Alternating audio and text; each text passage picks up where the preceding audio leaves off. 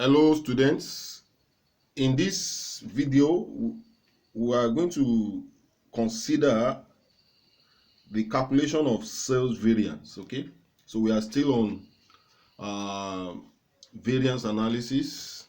Okay, so as you can see from the diagram, the sales revenue variance. Okay, don't forget variance, difference between the standard and the actual performance, can be analyzed into price and volume. Okay, price and volume. So based on this premise, okay, we are going to use it to calculate our sales price variance and sales volume variance. So let's get started. So you are going to have sales price variance is actual selling price. Take note, actual selling price. So when you are calculating sales, unlike costs that start with the budgets, okay, or the standard. So I will recommend that if you want to calculate sales, you start with actual. You start with actual, okay? So we have budgeted selling price. So we are starting with actual, but if it is cost, we start with the budget or the standard. So you just write actual selling price, budgeted selling price, okay, variance in price. So this is variance in price at actual quantity sold. Students should master this format, it's very, very important. Then secondly, we have, so we look at this, we have for sales volume variance. Okay, like I told you, sales is on output, we calculate on output, cost is on input, so we are looking at output now. So we have actual quantity sold, that's the actual output sold, minus budgeted quantity to be sold.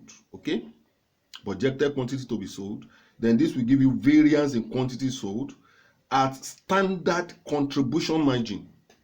And what is contribution? Of course, contribution is the difference between the selling price minus variable cost. So if the company uses marginal costing system, okay, we use standard contribution margin per unit.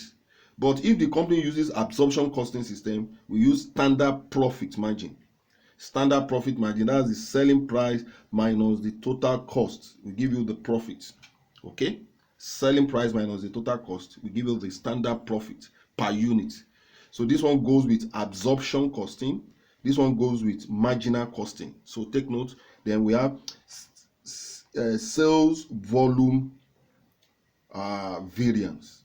Now our total sales variance, now that's the total sales variance, will be, of course, the sales price variance plus sales volume variance. So I want you to go through all these formats. So before we bring a question concerning this, you go through this format, then we start to apply the format in the exam.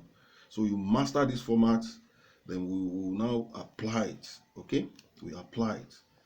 Okay, so that will be in the next video, like that. But go through variance analysis 1 to 4. This is variance analysis 4. So if you like the video, please share with your friends. You can go through the video again. So this is for sales. Don't forget, we start with the actual.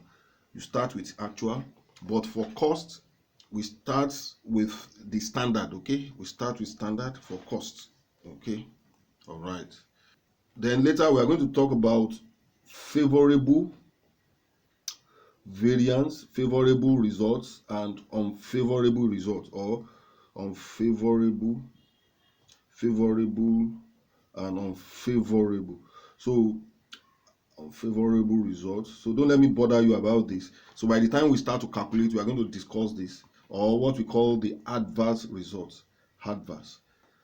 So I'm going to bring a question to illustrate this. When do we have favorable? When do we have adverse? Okay, when do we have favorable? When do we have adverse result?